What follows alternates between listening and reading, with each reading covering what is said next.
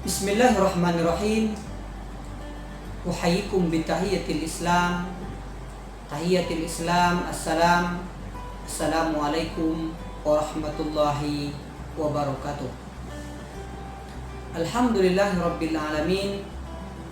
Wa bihi nasta'inu ala umur dunya wa din. Allahumma salli wa sallim wa barik wa zid ala hazan nabiyil karim wa ala alihi wa azwajihi wa dhurriyyatihi wa sahabatihi wa ghuril mayamin. Amma ba'du. Sahabat kaum muslimin, kaum muslimah, hamba Allah yang berbahagia. Allah berfirman dalam Al-Quran, A'udzu billahi minasyaitonir rajim. Bismillahirrahmanirrahim. Ya ayyuhalladzina amanu taqullaha wa kunu ma'as shadiqin. Shadaqallah wa shadaqa rasulul karim.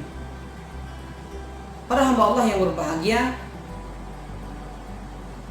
kalau kita buka catatan-catatan sejarah, fakta-fakta sejarah, ternyata kita umat Islam hari ini, umat Islam akhir zaman, masih jauh dan jauh lagi dibandingkan dengan muslim-muslim terdahulu atau muslim-muslim mukmin-mukmin yang disifati oleh Allah Subhanahu wa taala karakteristik mereka dalam Al-Qur'an.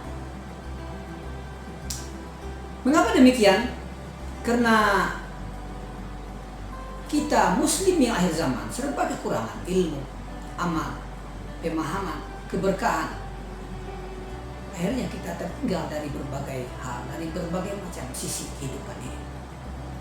Mari kita sedikit melihat karakteristik muslim-muslim terdahulu, orang-orang beriman terdahulu. Ya ayyuhalladzina amanu taqullah, wahai orang-orang yang beriman, bertakwalah kamu kepada Allah, wa kunu ma'as shadiqin. Hendaklah kamu senantiasa bersama dengan orang-orang yang benar, membenarkan Allah, membenarkan baginda Rasul, membenarkan Al-Quran. Wa kunu ma'as shadiqin. Hendaklah kamu berada dalam komunitas orang-orang yang benar, ahli kebenaran, dan orang-orang yang berada di jalan Allah Subhanahu wa taala. Muslim terdahulu hidup mereka, mati mereka bersama Al-Quran. Hidup mereka, mati mereka bersama sunnah baginda Rasulullah SAW. Muslim kudama, Muslim terdahulu, lisan, hati, perbuatan, aktivitas selalu berada dalam ridha Allah Subhanahu wa taala. Tergambarlah oleh kita ketika seorang istri bertanya kepada suaminya ketika suaminya masuk ke rumah. Pertanyaan pertama yang dia lemparkan, kam hafizta minal Qur'an al-yawm? Wa kam hafizta min sunnati Rasulillah sallallahu alaihi wasallam? Seorang istri bertanya kepada suaminya, hari ini berapa ayat yang kau hafalkan dari baginda Rasul? Hari ini berapa hadis yang kau hafal dari baginda Rasulullah sallallahu alaihi wasallam? Dia tidak bertanya tentang materi yang lain, tidak bertanya tentang permasalahan-permasalahan kehidupan dunia yang lain, tetapi antusiasnya, semangatnya juga luar biasa. Kecintaannya kepada Al-Quran, rumah yang diberi cahaya oleh Al-Quran, kehidupan yang diberkahi oleh cahaya Al-Quran, seakan-akan cahaya Al-Quran, kekuatan Al-Quran itu menembus relung hati mereka yang paling dalam. Beginilah kita lihat muslim-muslim terdahulu, wa kunu ma'as shadiqin, bersama dengan orang-orang yang benar, bersama dengan sunnah baginda Rasul, bersama dengan Al-Quran yang dirahmati Allah Subhanahu wa taala. Dalam kondisi damai, dalam kondisi peperangan, dalam kondisi darurat, dalam kondisi sulit, mereka selalu bersama Al-Quran, membaca, mereka memahami, mentadaburi, mereka menghafal, mereka menyebarkan ilmu itu, mereka mengambil hidayah, mereka menjadikan pegangan hidup, menjadikan Al-Quran sebagai imamnya. Itulah rahasia generasi-generasi dahulu yang disebut oleh baginda Rasulullah SAW generasi terbaik sepanjang zaman. Sejarah membuktikan kita bahwasannya muslim terdahulu itu sumber inspirasi, Sumber kekuatan berada dalam firman Allah Subhanahu wa taala. Mereka baca menjadi sumber inspirasi, sumber kekuatan. Bahkan musuh-musuh Islam takut kepada orang muslim hari itu sebelum berjumpa dalam medan perang. Bahkan Raja Romawi yang terkenal pernah bertanya kepada para tentaranya, siapakah orang muslim itu? Manusia atau malaikat? Sehingga mereka mengalahkan kamu, sedangkan jumlah kamu yang begitu banyak berlipat ganda daripada mereka. Umat Islam jumlahnya dari segi kuantitas sedikit, tapi dari segi kualitas tidak diragukan lagi mereka. Wa kunu ma'as-shadiqin, bersama dengan orang-orang yang dicintai Allah Subhanahu wa taala. Lalu seorang prajurit dengan beraninya menjawab, wahai Herakli, yang kami perangi, yang memerangi kami, yang kami berperang berlawanan dengan mereka itu, musuh-musuh kami itu orang muslim.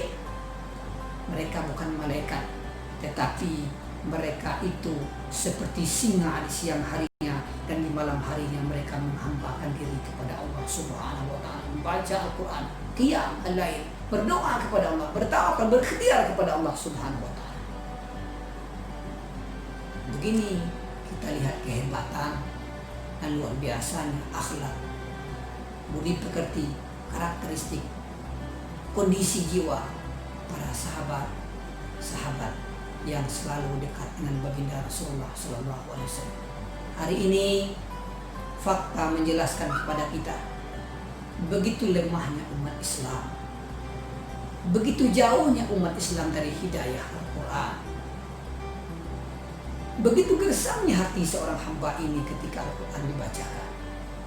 Para muslim-muslim terdahulu, kitabnya hanya kitab Al-Quran yang kita baca, tetapi hati yang menerimanya bukan seperti hati kita, jiwa yang menerimanya bukan jiwa kita.